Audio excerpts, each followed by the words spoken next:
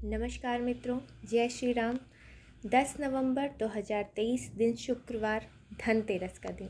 जी हाँ, आज के दिन का कुछ विशेष उपाय उन लोगों के लिए जो मन से बहुत ही ज़्यादा कमज़ोर होते हैं, स्वयं का निर्णय शीघ्रता से नहीं ले पाते और कहीं ना कहीं से कुछ ना कुछ नेगेटिविटी उनके अंदर होती है, जिसके कारण वह सफल नहीं हो पाते।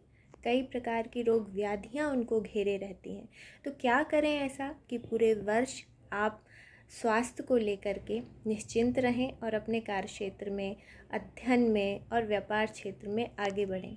धनतेरस के दिन हम सभी जानते हैं कि आयुर्वेदिक चिकित्सा के जनक जो माने जाते हैं भगवान धन्वंतरी का प्रागट्य हुआ था। अमृत कलश लेकर के वह समुद्र मंथन के दौरान प्रकट हुए थे।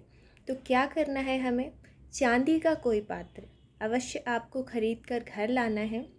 और मुख्य जो उपाय है आज का, चूँकि हम सभी जानते हैं चंद्रमा मन का कारक होता है और ऐसा शास्त्रों में वर्णित है कि आधे से ज़्यादा बीमारियां हमारे मन के कारण होती हैं। कहते हैं मन के हारे हार है, मन के जीते जीत।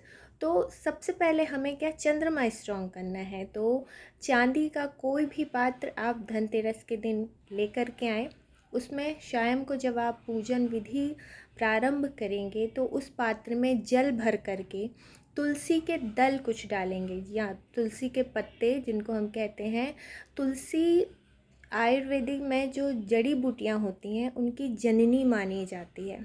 तो उस चांदी के पात्र में आपको शुद्ध जल लेना है, कुछ तुलसी के पत्र उसमें डालना है और फिर अपना पूजन प्रारंभ करना है। पूजन विश्राम के बाद उस जल को आप सारे परिवार में जितने भी सदस्य हैं, आप सभी को उस जल का सेवन करना है और माँ लक्ष्मी से और भगवान कुबेर से, धन्वंतरी भगवान से, गणपति जी से, जिन जिनका आप पूजन धनतेरस के दिन करते हैं, उन सभी से यह विनय करना है कि मुझ पर और मेरे परिवार पर आप सदैव अपनी कृपा बनाए रहें। दूसरा जो उपाय मैं बताने जा रही हूँ, जैसे बहुत ही गंभीर बीमारियाँ जिनको हो जाती हैं, बहुत लंबी बीमारियाँ हो जाती हैं, जिनकी हमेशा हमें दवाइयाँ लेनी पड़ती है, तो ऐसे लोगों को धनतेरस के दिन क्या करना है, अपने वज़न से, जी हाँ, आपका जो वज़न है उस वज़न से 10%, 10वां हिस्सा आपको उस किसी भी अन्न का आपको किसी ज़रूरतमंद को दान करना है। जिसको उस अन्न की ज़रूरत हो उसको आप दान करें।